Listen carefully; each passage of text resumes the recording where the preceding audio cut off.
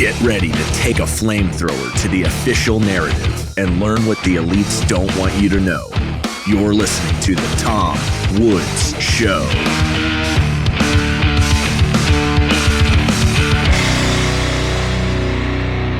Hey everybody, Tom Woods here. It's episode 2687 of The Tom Woods Show. And we are joined by, I don't know how to describe him. I mean, he's one of the most interesting people I know. I'll put it that way. And that's Patrick Byrne, who for 20 years was CEO of Overstock.com. I guess from what I understand from the film, a $2 billion e-commerce company, holds multiple degrees, including a PhD in philosophy from Stanford University. And by the way, just in case we ran out of material, Patrick, which is impossible, but just in case, I like to have an ace up my sleeve. So I actually jotted down, I bet nobody's ever asked you in an interview, what was your dissertation in philosophy on? So we're going to fall back on that in case we run out of stuff, okay? If the normal conversation is exciting enough, you can go to John Balls and you'd love it. You would appreciate it. It was a bit of a bunt, but we'll save that for the end. Okay, fair enough. So I just watched with my wife the 3-part film, The Enemy Within, which I understand was released just earlier this year. And this tells us about, let's just say, the other side of your life, the side nobody knew about until several years ago when you started talking about it. That side no one was ever supposed to know about. I never thought anyone would know about until 50 years after I was dead. And yet, so here we are. So you went from, it's not even like you went from being a CEO to engaging in, I don't know if we want to call them undercover activities. I don't know how you want to describe them. Activities for the U.S. government, but yet in a way, I don't know. It's hard to describe because there are so many parties involved here. But I'll just say the film walks us through various claims that you've made. And we see over the course of the film, which I would describe as a combination film and documentary, because you're helping to narrate it and move the film forward. But over the course of that film, we hear testimonials from people who say Patrick Byrne is absolutely 100% to be believed. I mean, he's made tremendous sacrifices and he's a great patriot. We have people who say, in general, Patrick Byrne is to be believed. He might exaggerate things here and there, but in general, you should believe him. And we have people who say the guy's completely off his rocker. And so we're going to try to figure this out. We're going to figure you out. You figure that out. The end of the episode. So, well, the first thing to tell you is I was sometime about 20 years ago, I was told, Patrick, you need to understand, or Mr. Byrne, you need to understand, you have a non-static relationship with the United States government. You're not an asset, you're not a spy, you're not this or that. You're in the database as a designated expert, which means we can kind of call on you for anything. Often when I was called on, it was really the honor of my life. And I never thought, not even my closest friends knew, that I had this weird relationship where occasionally I'd be asked to come into government facilities and speak on different subjects that I was getting associated with, known for, domestic and international. And it was so flattering that people from the government would ever organize such a thing. That I would show up and 50 or 60 people in a skiff, it's called, and I would have a month to prepare, and I'd have a PowerPoint prepared on some subject I'd be talking about.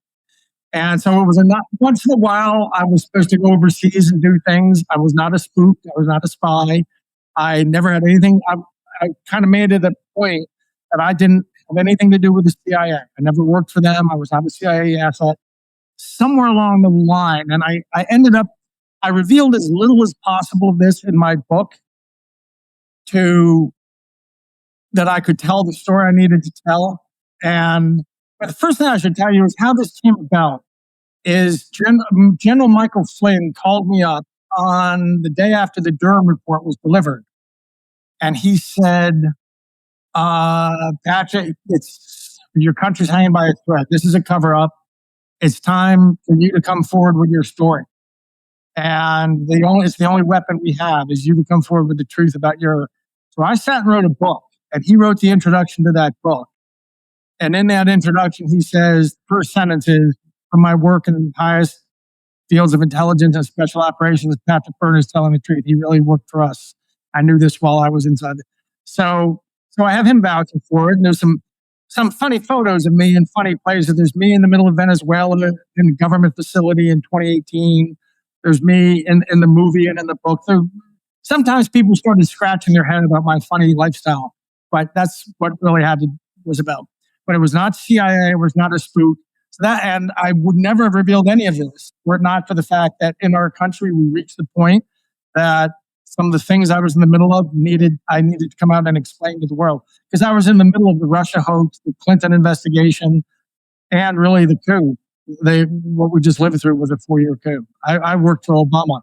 So it would be wrong, and Brennan and Comey, it would be wrong of me to keep my mouth shut. But I can tell you that I'm one step ahead of the sheriff right now for what I've revealed publicly. In fact, Bill Barr warned me I owed him 15 years for every secret I had revealed. I went and lived overseas for the last couple of years because I knew that they were going to throw the book at me. All right. Well, I mean, obviously, we could start in a bunch of places. We could start with your the work relating to naked short selling, and we could talk about ways in which maybe the U.S. government got to know more about you other than simply as just another CEO. But I think in the interest of time, I'd like to just take for granted that you were a known quantity to people in the U.S. government, and move ahead, if I may, unless you think I'm leaving out something absolutely critical. Move ahead critical. One little thing. In 2011, see, this all started when I was a student. This all started 1983 when I was a student in China. So I've had that relationship the whole time. It was in 2011. Well, two things happened. In 2006, a woman took me to lunch and said, "Patrick, you've done such nice work for Uncle Sam all these years. We'd like to move you into a more high-speed group that is going to be giving you orders." So I took them. That woman emerged in 2013 as John Brennan's, one of his two proteges. He had two female proteges. So I think from 2006 forward, a lot of the things I did, I was really doing for John Brennan, although they never told me. And the other thing to know is in 2011, I think it was, Obama named me something called a designated national intelligence asset, which meant that that the White House was involved, and I was only thereafter to be used on sort of really ace in the hole situations, is what they told me. So that's the two things you should know. Okay. So let's go ahead to what happened, of all places, at Freedom Fest in 2015, which is the conference that's typically held in Las Vegas, has been for about 20 or so years. You were there, and you met somebody there, and this was like the first maybe major, I mean, this was something that would have real consequences for you in your life. You met somebody there, or rather, perhaps she met you. Yes, it was the famous Freedom Fest where people may have seen, and years later, movies of a Russian redhead standing up and asking Donald Trump a question, and Maria Butina. And she was later arrested and on TV, CNN, for 3 years. As they were doing the Russia in D.C., they were prosecuting this Russian redhead, graduate student in D.C., and saying, "Look, here's movies of her interacting with Donald Trump," and same in 2015. Well, I was there. I was the opening keynote that year at a Freedom Fest. Donald Trump was the closing keynote. He had just become a candidate a month earlier. He had come down the escalator. But 3 days earlier, I was the opening keynote, and after my speech, I was talking about Bitcoin and blockchain. After my speech, this Russian redhead came up to me and engaged, wanted to talk. She ended up coming back the next day and she wanted to spend 90 minutes with me and discuss something. So I can kind of keep, and I'm always keeping my ears open. Anyway, so we met privately, we had a private lunch and discussed it. She told me she was there to get me an invitation to get me to come to Russia, talk to the central bank. And she had this whole pitch, including that, look, you may not believe it, but Russia at this point, Patrick, has many liberals in your sense, in my sense. We're liberals, right? Yeah, classical liberals, if that's what you mean. Right, classical. Yeah. And she said, believe it or not, there's 150 of them across the Russian power structure. And we know that the strongman history of Russia isn't the way forward. And we're going to talk about what, we're not disloyal to Putin. He's our president, and he's not going to be president forever. And we want to discuss what a post-Putin age could look like in terms of Russia-U.S. relations. And they've sent me to try to meet liberals within the United States. We knew about my history with Milton Friedman, with our friend Milton, that impressed her a lot. She said, look, I'm in charge of General Kalashnikov. You know who Mikhail Kalashnikov is? And I said, yeah, he's the founder of the AK-47. He's kind of a mythical figure to the Russians. Did you know that? He's like our George Washington.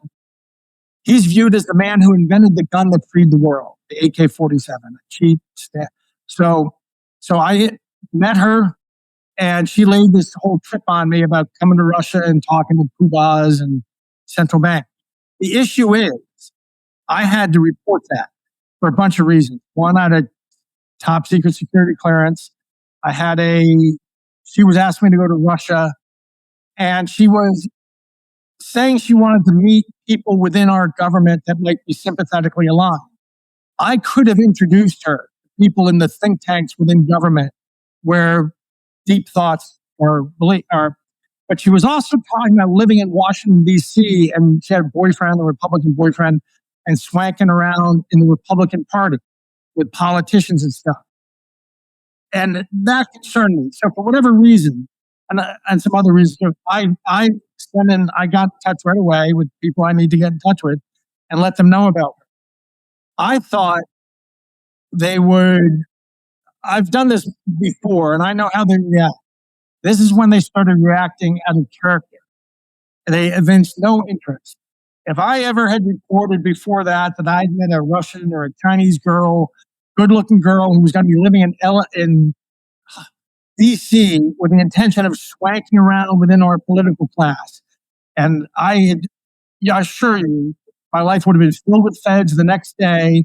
They would have wanted to know every word that was said. They would have wanted to know what brand of clothing, they would have wanted to know what way she looked when she said this sentence or that. They want to know everything. But with this report, it was very strange. They just didn't want to know. Well, it turns out that's because they were already setting up the Russia collusion hose, and they couldn't put me in on it. They eventually gave me a green light to re-engage with her.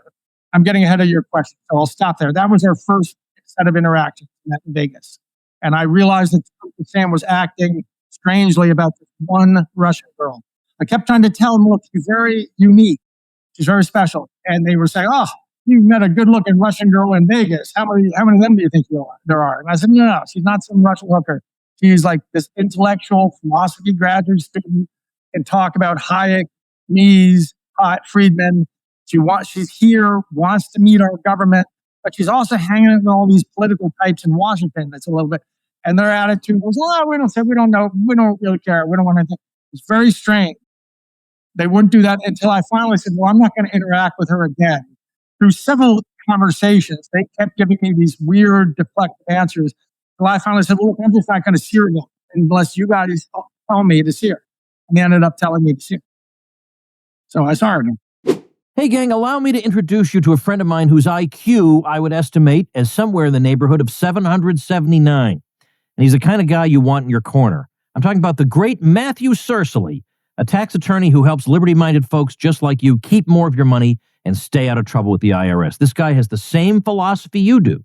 So he wants to keep every dollar he can out of the hands of the IRS, and he'll use every one of his 779 IQ points to save you every last dollar possible. And by the way, yes, I said attorney, not CPA, which means your conversations with Matthew are protected by attorney-client privilege. That's a very big deal. You cannot get that kind of protection from your accountant. Another thing about Matt, he's one of us, not just in philosophy, but in everything he does. He's been on the Tom Woods cruise. He's come to my murder mystery parties. He's listened to the Tom Woods show since episode 3. He is a Tom Woods OG. And he doesn't just do taxes. He builds strategies to legally starve the state. Entity structuring, income shifting, advanced planning. This is war by spreadsheet.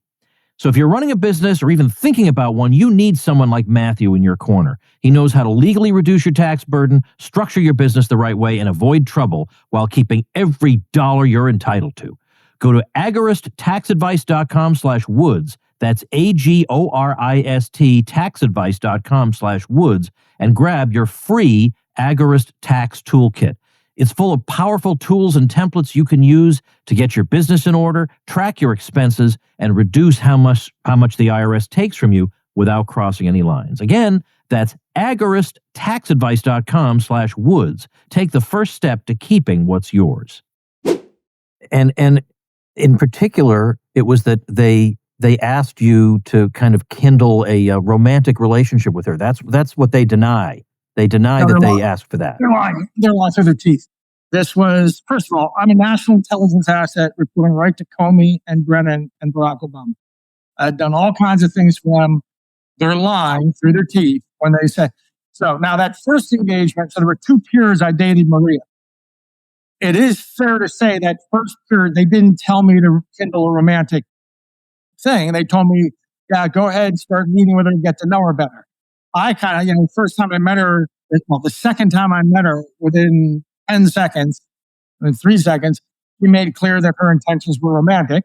So I didn't refuse them. I'm a lifelong bachelor, Tom. I like my freedom too much. No girlfriend, no wife, no children, nothing. I like my freedom. So she wanted to turn it romantic. I thought it was more like a professor-grad student relationship she wanted, but she immediately turned it romantic. So she was living with a Republican guy, big shot in D.C., but we agreed that we would have an affair. And I said, look, when you get bored of this Republican, every couple months, give me a call. We'll pick some city. I'll send you an airplane ticket. We'll meet in San Francisco or Miami or D.C., anywhere you want. We'll spend a weekend. I give great tryst. And I said, we'll spend 3 or 4 days together, then you go back. And what it really did, I did want to get to know her better, but it also gave me a chance to learn about her and learn more so I could fulfill what they were asking me, which was to learn more about this girl, learn what was going on. So we had that relationship for a while. So that's I kind of divide this crazy story, Tom, into 4 pieces. And piece 1 is the first period I dated Maria.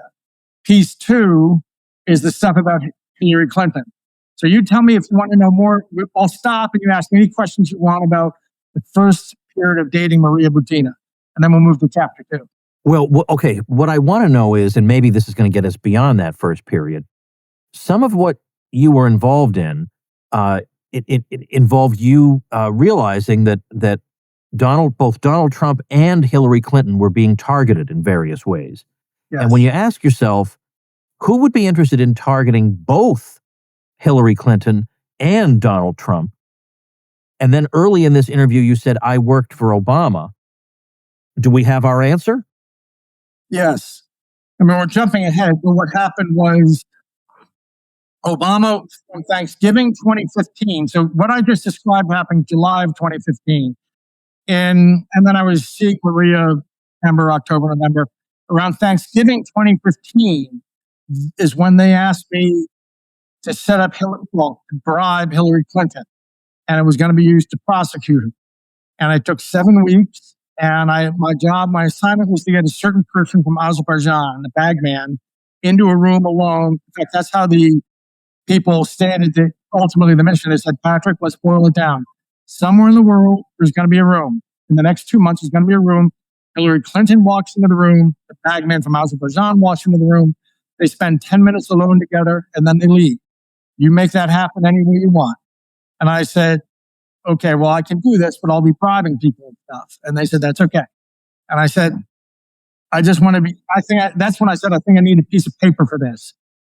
It was somebody's signature before I go bribe a presidential candidate. And they came back a couple of days later and they said, we've been told to tell you we can't give you a piece of paper, but if you'll go to Washington, the director says you can be shown a piece of paper. And I said, oh, so this is coming from Director Comey. And 2 federal agents leaned over and said, and I said, Director Comey and the president? And 2 federal agents leaned in and said, and I said, well, you can tell Director Comey and President Obama that from them is good enough for me. Consider Hillary bribe. 7 weeks later, she indeed took a bribe. The movie, the lawyers did. Just so you know, Mike Flynn made the movie. He doesn't put his name on it for whatever reasons, but General Flynn spent last year making the movie from the book that I had written the previous year. So he made the movie and the movie took out, like the lawyers made them cut it out. But I'm telling you, yes, Hillary took the bribe. January 15th, 2016. Wait a minute. In the movie, we're told that the whole thing was called off and you were ordered to forget everything about it. Well, this is what the whole thing was called off after I successfully did it. I successfully got her to take the bribe. And 3 days later, I met, and my handler told me to forget it. Now, the movie sort of makes it ambiguous whether they took it or not, but she did meet and she did take it. 3 days after she took it, they told me to forget that she had taken it. And then about 2 weeks later, I met with them again to say, this isn't sitting right with me. I can't just forget this. We can't. Why are we forgetting it? And there was John Brennan's representative was there. And that's when they said, look, what's really going on, Pat? And if you really want to understand the last 10 years, you understand, here, listen to the next 90 seconds, and you will understand the last 10 years. The words spoken were, Patrick, Hillary Clinton is going to be president for the next 8 years. Nothing's going to change.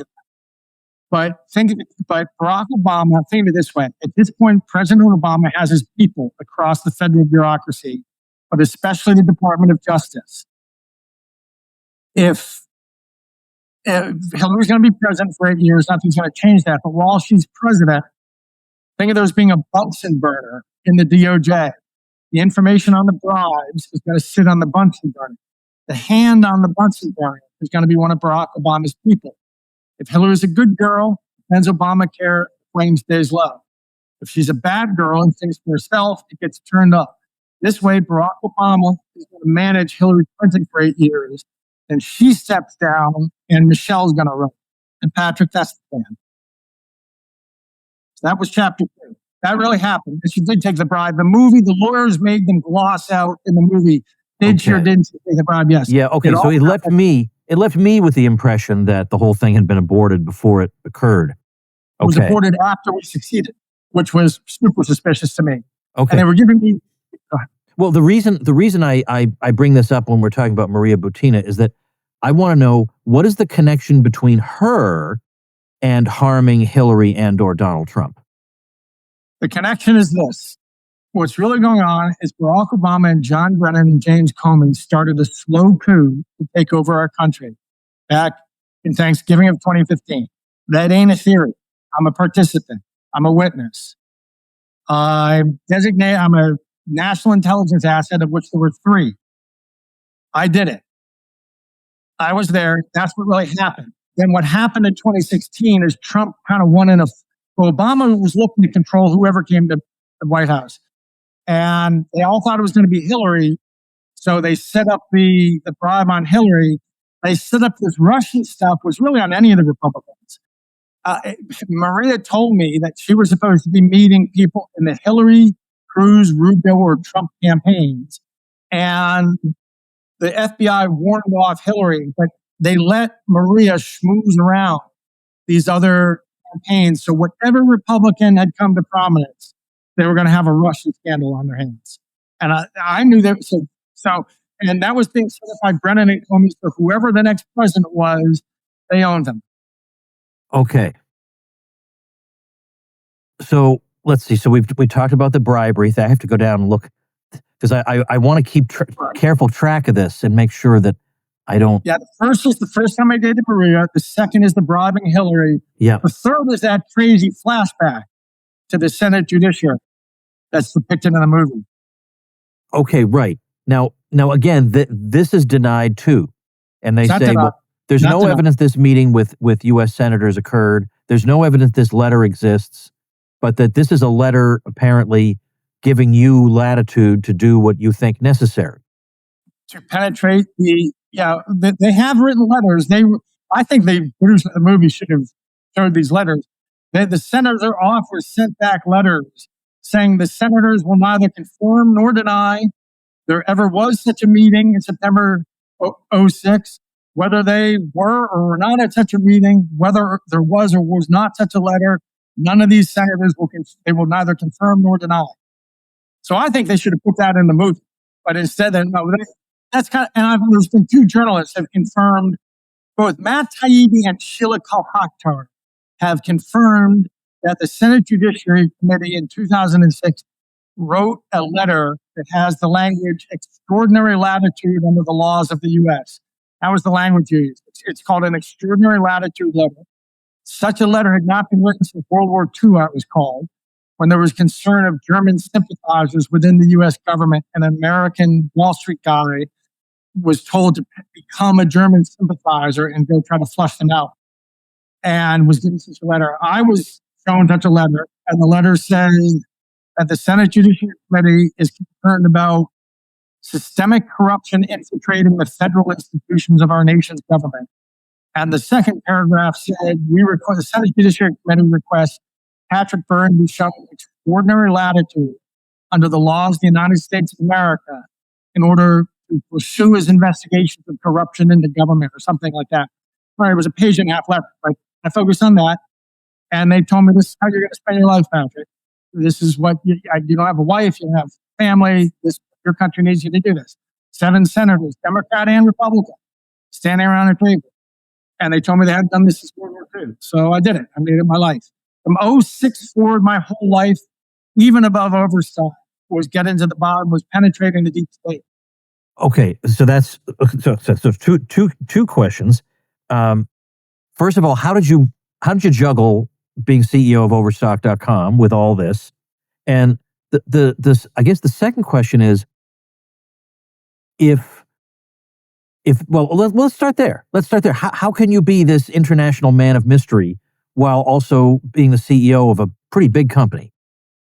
Well, do you remember World Stock? No. We had this anyway. I was able to mingle it in. Yeah. Was it an international version? We had an international version of Overstock that specialized in the handicrafts from artisans in all kinds of remote parts of the world. I had a lot of, there were years that Overstock felt like a cover job, to be honest. There were years they used me so much, Overstock felt like a cover job. I was overseas, back and forth, running reports, getting debriefed, and it felt like I was spending 30% of my life on Overstock. But basically, since I don't have a wife and family, you can just assume that the part of first man's life that would fill up was actually filled up by this non-standard relationship with Uncle Sam. All right. The other thing is, there's a part of this film where you're being interviewed and you say something that I'm probably going to butcher, but it was something along the lines of that you would do what you were told and you would get results, but that sometimes when people would find out how you had done it, they would say, "My gosh, Byrne, you did what? Like what? You know." So you remember that part? Okay. Are you at liberty to give an example of something that would have shocked them that you didn't specify in the film? Well, it's okay if the answer is no. There's one hinted at in the film, or some of the stories told in the film. In 2006, I was asked to go to Iran. And I was getting all these, whenever I traveled, there were clearly foreign intelligence services who had marked me for recruitment. And wherever I traveled, there were sort of people tapping me on the shoulder about it. And I was letting the good guys know. And including Iranians trying to get me to come to Iran. And oddly consistent, wherever I traveled in the world, some Iranians would show up in my life and bump into me and try to befriend me and then start asking me. So eventually I got told in 2006, go ahead and accept the invitation.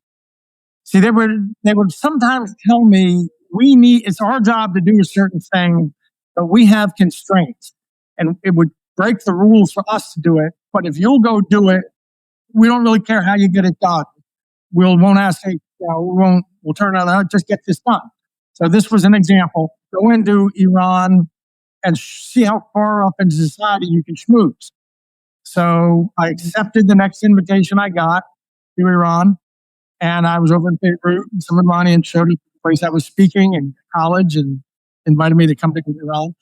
And I went, and within 2 weeks, I had become sort of best friends forever, facetiously, but with a guy named Hassan Soleimani. You remember Hassan Soleimani? I'm sorry, I don't. I should. Brigadier General Hassan Soleimani. Trump whacked him in 2019. Oh, the Iran guy. Of course I know the name. Yeah, sorry. Father of the Quds Forces, the father of the Iranian Revolutionary Guard. He was given by Khomeini, he was given the portfolio on the West and the whole Iranian relationship with the West and the Revolutionary Guard, the terrorism, all that stuff reported to this guy, Hassan Soleimani. So he was like number one. I think he was number one on our terrorist list. He was higher than Osama bin Laden. So when I came back, they said, "Are you out of your mind?" I said, "Wait a second. You guys told me that I was supposed to do this and see how far I could cruise into Iranian society." They said, "Yeah, but we didn't mean Hassan Soleimani. We didn't mean you could befriend this, be number one on the terrorist. We didn't mean that." I said, "Well, you didn't say that. You said go into there and see how far up into society I can cruise." So I went, so what you told me to do. There were a number of instances like that where they thought I had taken things. I could probably think and come up with other examples that I can tell you, but I have other examples I could tell. But there are other examples, but I just can't think of any I could say off the top of my head. Well, that's okay. That's okay. Hey, everybody, let's take a minute to thank our sponsor, Persist SEO. If you're getting buried by your competition online, then build your brand, your reputation, and your lead flow with digital marketing by Persist SEO. If you're a small local business trying to compete against large companies in the service industry, then increase your visibility with Persist SEO. What if you have low or no leads coming in on a consistent basis? Well, then website search engine and conversion optimization can help move the needle to a more prosperous business model for you. Are you tired of cold calling and networking? Use your website as a lead generation engine. What if you're not showing up for your services in the search engines? Well, get found with Persist SEO Expert Search Engine Optimization. All you have to do is call 770-580-3736 or visit them at ineedseo.help for a free website audit and consultation. That's 770-580-3736 or ineedseo.help. So all this stuff goes on, and at some point you decide, I'm going to come forward and say something. So, but before that happens comes the rape and murder. You don't want to. I forgot about that. Okay, with the Maria Butina situation. They came back a second, so I figured out what they were doing. They came back, for example, in the movie. I told the story of Chris Christie reached out and wanted to meet me. He was running for president. They told me to bring Maria to the meeting, and that would impress people back in Moscow when she reported it. So I took her to the meeting. I had sort of an hour meeting without her. Then I brought her in for 5 minutes. Turns out they did that just so they could get a FISA warrant on Chris Christie. Get it? Anyone Maria met with, other than just a handshake, they had legal predicate to then get a warrant on that person. And anyone they spoke to, 2 hops. So they had me open a couple other doors and make a couple other introductions in DC. It was also whoever she met with in Republican and paleo-Republican circles, they could then get a warrant on. So this is third world KGB kind of stuff. That's what Obama and Brennan and Comey were using me to do with Maria. So I figured that out after the Hillary escapade. They threatened my life if I opened my mouth. At the same time I got the Bunsen burner story, they told me, "So Patrick, when we tell you, you have to erase every moment of that memory of yours. It's really a matter of life or death." And I said, you all but said that. It's a matter of life or death. And I said, okay. So I knew what they were up to. And I decided on the spot that I was going to shoot them. Because I had this letter, it seemed to me, that's where there's this 10-year flashback. 10 years earlier, the Senate Judiciary Committee had told me my job was to find this corruption taking over the United States government and derail it. They even told me, look, we may not be senators when you're finished. We might not be alive when you finish, but this is going to be your life's mission. Now, you can't kill anyone, Byrne. This isn't a party. You can't kill anyone. But short of that, this is going to make it really unlikely any prosecutor ever touches you. So 10 years later, I'm in a room when 3 federal agents reveal that they had me bribe Hillary so Barack Obama could own her. We had already set up this Russian collusion thing, and I had figured out that it was just something they were manufacturing. And now they had just threatened my life. So that counts to me as systemic corruption infiltrating the federal institutions of our nation's government. That seemed to me exactly what I'd been sent to find. So I decided I was going to avail myself of extraordinary latitude under the laws of the United States. I was going to stick it to my chain of command. Didn't know how, didn't know when, but Buffett taught me this approach in life. If somebody wrongs you, don't get angry. You just wait, and more often than not, the universe is structured. You will get a chance to just stick it to them. And when you do it really hard. And that's kind of the approach to life I learned from him. So about 5 months later was when they came back after threatening my life, after revealing that everything we had just been done is really so Barack Obama could take over the government. Obama and Comey and Brennan are going to rule while Hillary's president. It's really all going to be 24 years of Barack Obama. Would you agree that our republic is over? 24 years of Obama, we're dead? Yeah, it might have been over before that, but sure. So I decided when they came back 5 months later, and the dates are very key. This was the first few days of July 2016. Now, according to the official Russia narrative, Russia investigation started in early August 2016, a week after Trump became the nominee around the 28th of July, I think. And about a week later, they started Crossfire Hurricane. And Peter Strzok even came out and said it was all because of Maria Butina. We learned about Maria Butina, and we opened up this investigation. That's a flat lie. They learned about her in July of 2015, a year earlier, and they were running me to manipulate her and get her in the middle of all this stuff they could charge her. So it was a complete setup, and I was the instrument of setting her up. Like the Clinton thing, I didn't realize, I thought I was helping them. They made me think that if I learned more about her and they were interested, they'd end up, would be people in government that wanted to talk to her about the things she wanted to talk about. Like State Department. State Department has a think tank, and I knew the guy who was running the think tank at the time.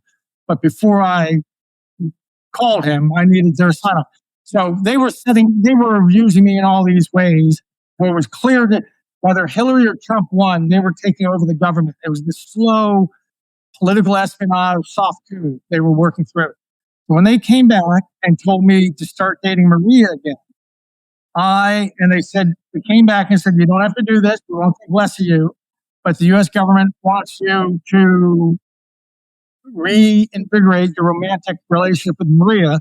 And we will be coming from meetings with you to report on video conference to Comey and Brennan. And they are doing this, they're co-managing this operation, Patrick, and they're doing this at the personal request of Barack Obama. And I decided on the spot, there's my kill shot. These are the guys who just threatened me my life 5 months ago. It's kind of weird. They don't know me any better than that. There's never peace between us. And they used me on the Hillary in the way they did such. So when they came back and asked me to date Maria, I internally thought, there's my kill shot. I'm going to set my chain of command up on rape and murder. But what I said to them was, there won't be any hardship, Rudy. Sure. Took about 2 months to get back Maria because I'd been such a jerk when I broke off with her the first time at their direction. Took a couple months to get her. Eventually she agreed. We were talking lovey-dovey. She came out to Utah. And this time I treated Maria like a perfect gentleman. Didn't lay a finger on her, had her sleep in the guest room, said we're going to do this old-fashioned courtship, European courtship. And after, you're going to come visit me occasionally for 6 months. And after 6 months, if you want to marry me, we'll get married and have children and such. But until then, you're going to stay in the guest room. She loved it because she's really quite a decent girl. And she did have a boyfriend and she was a decent girl. Meanwhile, I reported up my chain of command that I had gotten her inebriated. When they debriefed me on the weekend, I told them I had gotten her inebriated, introduced her to drugs, got her whacked, asked her a bunch of questions, could find no contradiction. So just so you know, this is not how Uncle Sam behaves. That's really edgy. To say you're doing something like that in the U.S. for Uncle Sam, we don't do things like that. Overseas, you're allowed to do. Well, everyone's always trying to get wasted, and it's just par for the course. In the U.S., our people really are Boy Scouts, and they don't do stuff like that. So they should have. I knew that they would they were startled at the story I told them, but they let it slide because this was the highest national priority. They're reporting directly to Comey and Brennan.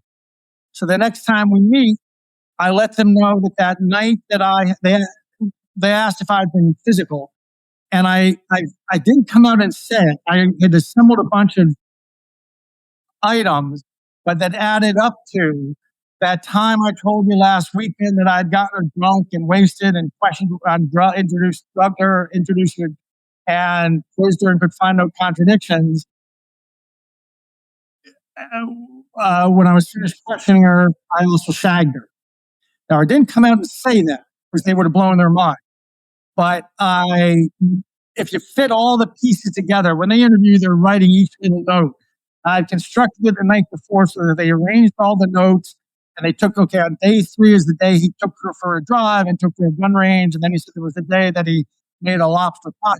If you took all these things and fit them together, what emerged was on the 3rd day she'd been there, I had drugged her, questioned her, and then raped her. So why would I do that? Yeah, exactly. That's the next question. Why would I do that? Yep. They had they were going to go back. I knew they'd go back from our meeting and be reporting to Comey and Brennan and Obama that actually I not only drugged her and questioned her, I had then raped her. And what happened next was I assumed some version of this conversation from Comey and Brennan. Agents, we don't care if Byrne is drugged and raped Maria Butina. We got important stuff to go on. We got Russian hooks to set up. You just forget this ever happened. They came back a couple weeks later. Everything was okay. They hated me. I could tell they hated me in their eyes. They thought they were dealing with a rapist, but they hated me. But they kept dealing with me, and I waited another meeting or two, and everything seemed to be cool. So I proposed that I murder Maria for them. And your viewers will be happy to know that at this, 3 federal agents jumped out of their seats, just like in that movie, jumped out of their chairs, practically held a gun. I heard one guy pull his gun out.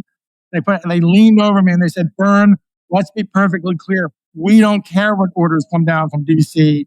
If you harm a hair on Maria's head, we're going to kill you ourselves. You got me? I said, yes, sir. Yes, sir. No murdering Maria. I got you. And they thought I'd lost my mind. But you're looking at me like I lost my mind. But why did I do this? You're such a sharp guy, Tom. Why did I do that? Well, you put them in a difficult position, and you describe it in the film. So I'd like to have you do that here. Yes. Well, I was thinking of, we have in our arsenal a torpedo. If we think there's a Russian sub somewhere off the coast, the East Coast, we fly an airplane over a patch of ocean we think it is, we drop this torpedo from a parachute. It splashes down, cuts the parachute, and then it goes off searching for that submarine. It pings it until it hears something that homes in on it. I knew there was no way me talking about drugging, raping, and killing Maria Butina could possibly fly with these CIA and FBI agents. There's no way. They would never take the liability. And they're real gentlemen, actually. These were good guys. I feel bad for them. They were good guys. But it would put them in a position where they ethically had to kill the mission. And it would be like this torpedo. That torpedo would go to the depths of the deep state. And eventually it would reach somebody in the deep state who's in charge, who's going to have a choice. And his choice is either saying, Byrne's lost his mind. We got to fire him. We got to end this mission. Holy cow. This guy's lost. We don't know what's going to happen. Or someone's going to say, who cares? We're setting up a coup to take over the country. The hell with that. And sign off on it. That's exactly what happened. And the movie only hints at who it was. And I can tell you who signed off on it. Biggest secret of the U.S. government. I'm told they have focus groups. They've been trying to figure out how to handle it when this bill gets public. It was Barack Hussein Obama. And it happened. The funniest part about this is it happened in October 2016, which is the month Trump was getting on all this trouble for the Access Hollywood tape. Now, I know a fine gentleman like you would never speak like he did in that bus, but, at the end of the so he got in a mountain of trouble for that. That same month, Barack Obama committed the ultimate #MeToo. He signed off on the aggravated rape and murder of a girl he knew that was innocent so that we could continue setting up this coup. And so they had me date her for 5 more months. It was all, they were just creating this coup. Then they had me break off, and she kind of swam free for another year or 18 months, I guess. Then the day that Trump and Putin met in his first term, the day they met, 2 hours before they meet, the FBI and a CNN van swoop in on Maria Butina, arrest her, trot her around on television. We caught this Russian spy. So that sort of blew up Trump's meeting with Putin. Putin's like, this isn't us. We didn't send this. That was the deep state conducting foreign policy. They wanted to sabotage Trump and Putin's meeting. So that's why, so the point is, I put them in the position of, like, they were railroading Maria Butina. She was on a railroad from the day she landed. And at the other end of that railroad track was a jail cell. They were setting that up. I didn't know that. But when I figured that out, I basically cut down a tree across that rail track. And that meant they had to stop what they were doing, prosecute me, check in with her and say, and, did you get ready? They have either got to do that, or they got to sweep it aside and keep going on their soft coup. And they swept it aside. And Barack Obama, I'm told he wrote a presidential finding, because these agents who were good men refused to continue until they got a presidential finding that says Barack Obama, he took responsibility, told them to turn a blind eye. Didn't matter if I had drugged the girl, raped the girl, might kill her, highest national priority, ignore all that and continue the mission. So I set up Barack Obama. And remember, the FBI trained me on on stings and the legal predicates of stings and what a sting has to be. And I just applied everything they had trained me earlier and applied it to Barack Obama, James Comey, and John Brennan. And the biggest secret we're getting to, that we see now that we've broken through the lie that this all started on August 4th. And now we see of 2016. And now they're saying, well, we know it was started at least by early July 2016. And we know Obama was in it by December 7th, 2016. My information takes it all the way back. This was all being set up from a year earlier. And in fact, there's one last piece of information I dropped as an appendix in the book. They're not appendix, afterward. Can I give you one last little component to the story? Sure. You know who John Solomon, the reporter, is? Rings a bell. John Solomon, he's been in like Washington Examiner, Washington Times. Back in 2015, he was running every 2 weeks. There was a luncheon, something like you guys used to do with Cato. There was a luncheon for Congress and conservatives, I guess. I think it was either Washington Examiner or it was what's that guy, Grover Nordquist, the tax thing? Right, yeah. Americans for Tax Fairness or something? Americans for that. Anyway, he's got his society on tax. And there was every 2 weeks a luncheon. It was there or the newspaper or something. And John Solomon managed it. And congressmen come, journalists, foreign and domestic would come. In February 2015, Maria Butina came to the United States the first time. She was with a delegation from the Central Bank of Russia.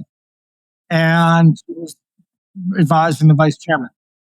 And she said she was there. She had journalist credentials. So she went over to this luncheon. And she asked a couple of polite questions.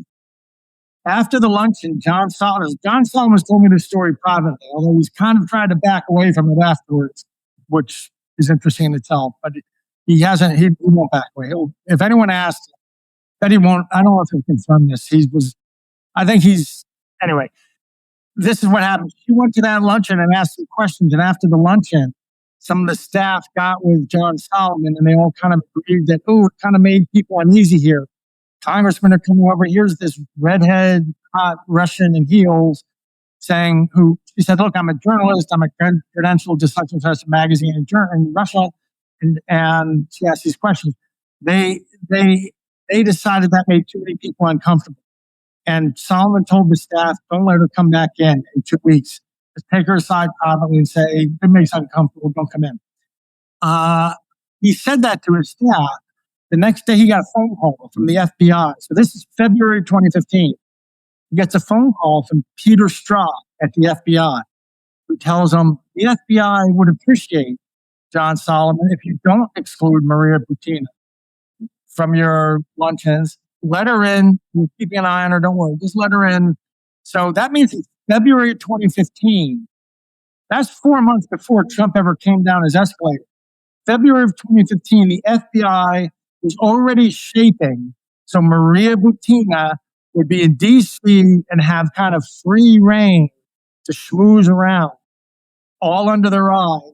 So the day they wanted to, they could step forward and arrest her and create this big Russia spy in D.C., create this big scandal.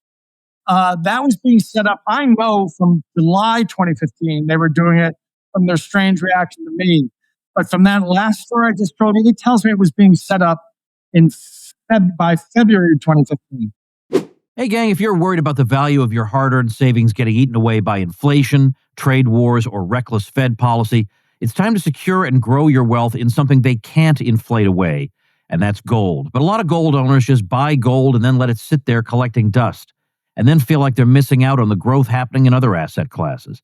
That's why I lease my gold with Monetary Metals. I can earn a 4% annual yield paid in gold every single month while still owning my ounces.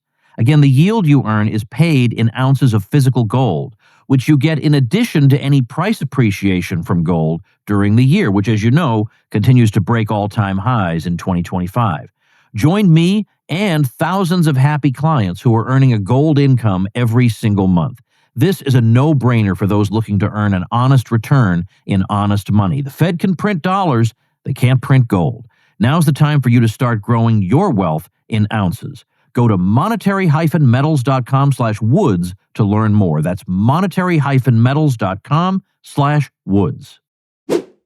Couldn't we say, though, that as clever a plan as you hatched, it didn't succeed because the only evidence there is that Obama was willing to sign off on such a horrible thing is your word for it. And they're all just saying, well, Patrick Byrne's a nut and you shouldn't listen to him. Well, there's evidently 3 presidential letters signed by Barack Obama to the 3 agents. There's also a bribe. I was shown the bribe in the summer of 2020. Azerbaijan, there's a numbered account that received $18 million in it in late January 2016, which is exactly when I said Hillary Clinton received an $18 million bribe from Azerbaijan. They came back and showed me, Durham's people came and showed me that they had found the bribe. So they have all this. They've just been lying otherwise. And I think when you see Donald Trump say things now like about the Russia hoax, even said a few weeks ago, now that it's broken through and we know this, that, and he at one point he said, and then President Barack Obama did some really bad stuff, and he just started laughing. I think he's seen my movie. I think that's what he's talking about. Yeah. No, so there's proof. The proof I can give you in my book has a statement from Michael Flynn that when I say I'm actually been kind of a secret agent my whole life, I'm telling the truth. He knew about it when he was in Special Forces. I show a letter in the movie. There's a letter from the guy who basically a very significant figure in our special operations community, and confirming that. I mean, so believe me or not believe me, but I can name the people. People don't believe me. Congress doesn't believe me. Put me under oath. By the way, I've confirmed. If you look at my J6 testimony, which I gave, I made a point at the end of the testimony before they cut me off to swing and say this and confirm these different stories and say it's all true. And I bribed Hillary Clinton $18 million. I set up Barack Obama. He signed off on rape and murder, blah, blah, blah. That's all in my sworn J6 testimony that you can get online.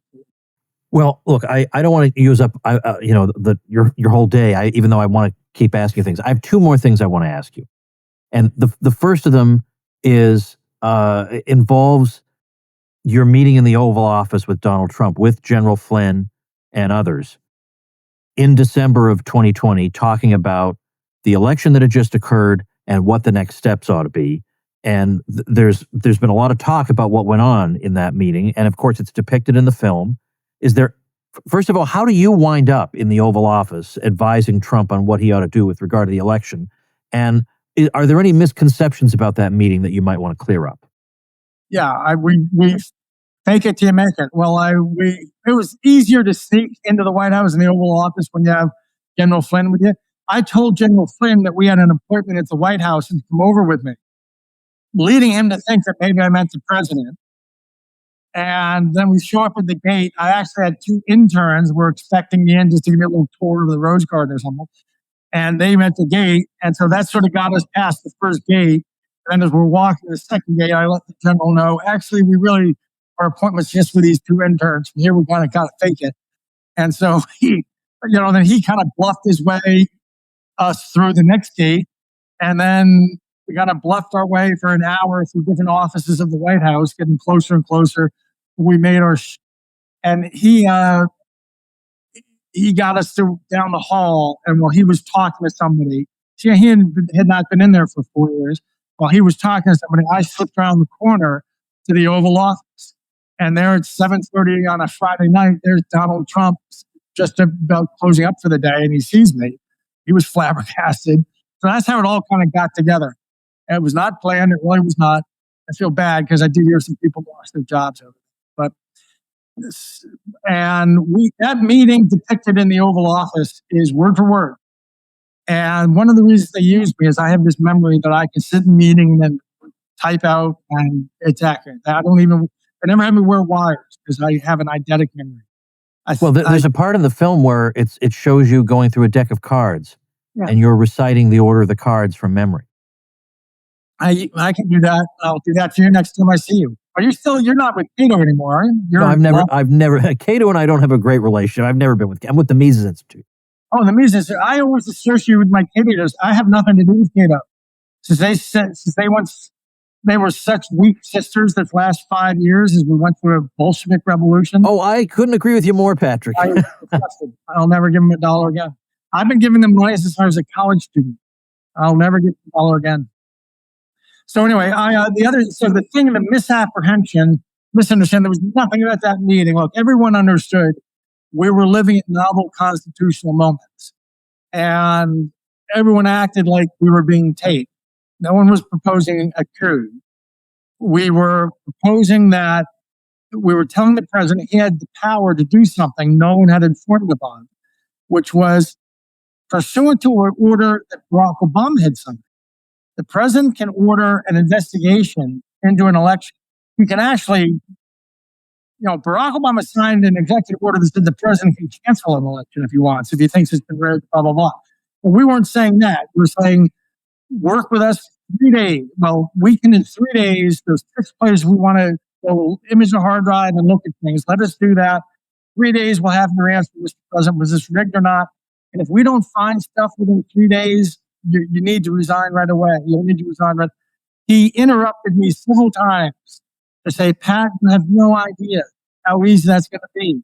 Look, right over there on this is December 18th, 2020. It says right over there in a month, January 2021, Marine One's going to land. I can walk out of here. I can hold my head high. I can know that no one's ever done in return what I've done. I can get on my friend, I can my golf courses, my friends. My life's going to get a lot better, Ben, believe me. But how can I do this if I think my country, if this was rigged and another country might be behind it? How can I do that? And there's nothing inappropriate at all. He's been characterized as some tyrant clutching power. Let me tell you, my read was he was really tired. He'd had a miserable 4 years. He'd been betrayed by almost all his own people. A piece of him was longing to get out of town, but a piece of him was saying, can I really do this? If I think this is an overthrow of my country, I'll go along with this. That's where he was. So it's quite different than how he was depicted. And that's why the J6 committee refused to interview me. Everyone else was like fighting it and taking the fifth. I spent $50,000 on ads in Washington saying, have me in. I'll come in without a lawyer, go under oath, I'll tell you anything happens, no problem. They would not meet with me until I embarrassed them. And the other reason, here's something that, sometimes you get little that let you figure out what's true and what isn't true. Remember, if you go to Liz Cheney's speech when they opened the J6 hearings, they reaches this crescendo where they say, she says, and on the night of December 18th, the Oval Office was penetrated by General Michael Flynn, the lawyer Sidney Powell, and somebody else. She wouldn't mention my name. That's because they're all under orders not to censor me. Censoring me centered that whole story I told you about Russia, about Korea, about Hillary. They're under orders. They can't even mention my name. I have all kinds of smart people say, isn't it weird that now all this stuff about elections is breaking through? It's everything you were saying, and no one mentions your name, Pat. It's so strange. That's because they are all under orders. You cannot censor my name. Well, now we've reached the last question. Okay. And the last question is that, and this allow me. I mean, look, I don't exactly know what to think about all this, but I watched your 3 parts. I've listened to you here. You're about as sincere a guy as I've ever met. But I have a tiny bit of snark in my last question. You feel free to push it right back at me. At the end of the film, it says in all caps, among other things, it says, Patrick Byrne is in hiding, but yet you and I just ate together at Whataburger a few weeks ago. Like, what was that? I spent the last 2 years overseas. I didn't come into the country. I came in once a year and a half ago for a week to film this. Then I got out of the country. That's a good thing I did, because it turns out there was an arrest warrant for me.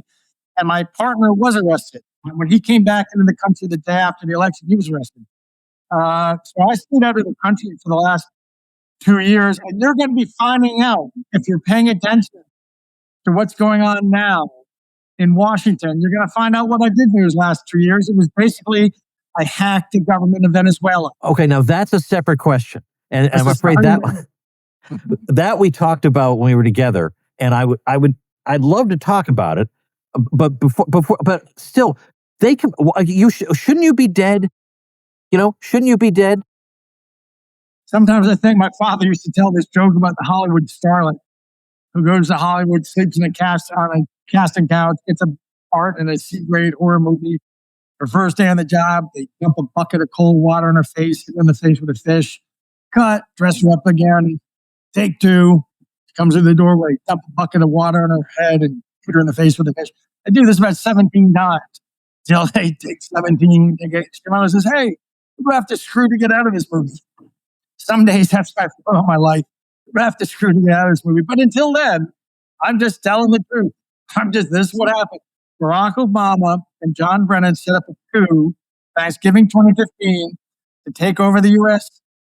They were setting up Hillary Clinton for the bribe. They were setting up the Russian hoax with Maria. It's not a theory. I'm a witness. They can say I'm lying, but they can't say it's a theory. I'm saying this is a guy that had bribing Hillary Clinton, shagging Maria Butina. I know what I'm talking about. And there's a reason they will not, all they have to do is put me in front of Congress again under oath. Lynn says if they would put me in front of Congress under oath in 5 minutes, it would be shutting down Congress. Everyone would be tuned in Congress, the things I can answer. I can answer all kinds of things that happen behind the scenes. As I said, apparently from 2006 forward, I was really taking instructions from John Brennan, but I didn't know that. But believe me, I know a lot of things I'm not supposed to know. When we saw you recently, my wife asked you, are you afraid of, losing your life? And you said, because we haven't talked about the fact that you've had to deal with cancer several times in your life, that because of that has kind of inured you to the fear of death because you've faced it in the face multiple times. Well, I have not literally, I've died 500 times. I've had 100, this year I've had 2 surgeries. There was surgery 116 and 117, and I've also had my heart stopped about 400 times. So in one way or another, if you count a surgery as something like death or having your heart stop for 30 seconds, something like that, it's like dying 500 times. So it's pretty hard for people to scare me. It's like, who do I screw to get out of this book? So I would say people should just check out The Enemy Within, which is the 3-part film. You can find it anywhere, but I'm sure you have a website. The Enemy Within, it's up on Amazon Prime, it's up on Rumble. It's up, you can go to the Enemy Within docuseries. It's there. And there's a book that's on Amazon called Danger Close. That is the book that General Flynn used to base this all on. Okay, yeah. So all those places, as you say, there is a website, enemywithindocuseries.com, and that'll link you to these various places. And it's a nice looking site. So yeah, so we watched it. We watched it because I beg your pardon? Watch the trailer. You should put the trailer up at the end of this interview if you want, if you can append it. The trailer's pretty good. Maybe I will, and that'll be particular incentive for people to watch on video, because then they'll be able to actually see what's going on. Yeah, in fact, because of my poor memory, I'm going to write that down. Put the trailer in the episode. Well, look, you've been generous with your time. I could talk to you for quite some time, but I feel like I got some questions answered. I understand the situation better, and we'll let people decide, to think what they're going to think. But one thing they cannot think is that this is all beyond what the U.S. regime is capable of. No, I don't think that's the case. Pretty sure the U.S. regime is capable of a lot. That ship sailed. Yeah. For a lot of us. That ship has sailed. That's right. Oh, they would never, it probably was possible, let's say if you were living in 1953 under Dwight Eisenhower, to still think, well, there are some things the U.S. government just won't do. I don't know if that was true in 1953, but it certainly ain't true today.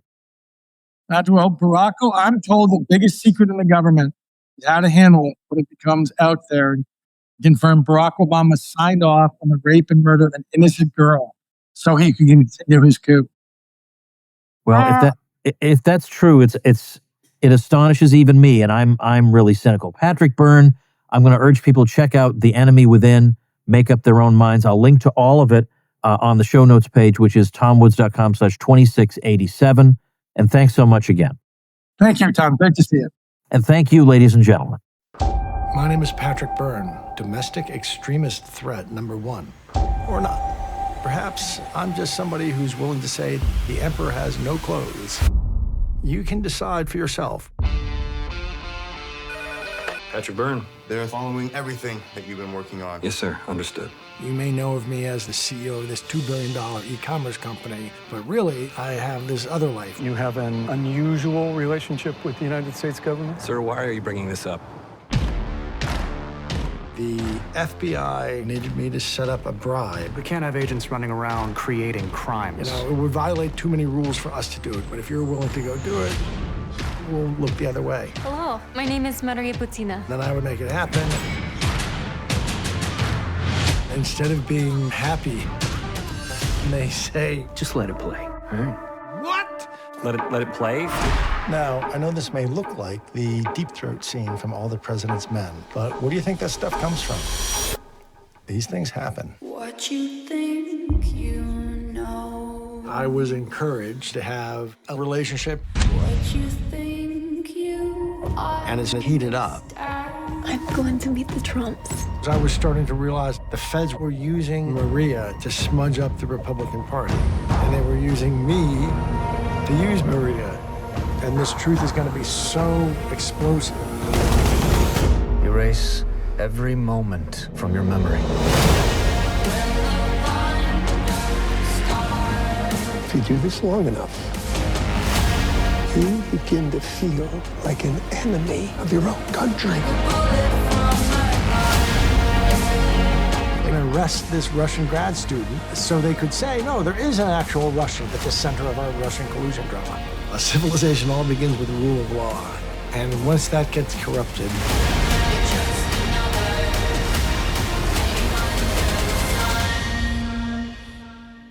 it's like my worst fears had just been realized.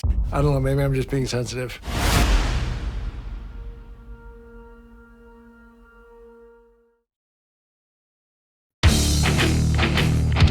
Make yourself and those you love less vulnerable to the regime, both mentally and physically. Get more forbidden information at tomsfreebooks.com and be sure to subscribe to the show wherever you listen. See you next time.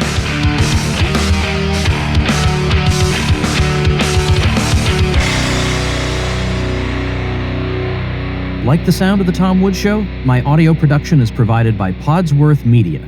Check them out at podsworth.com.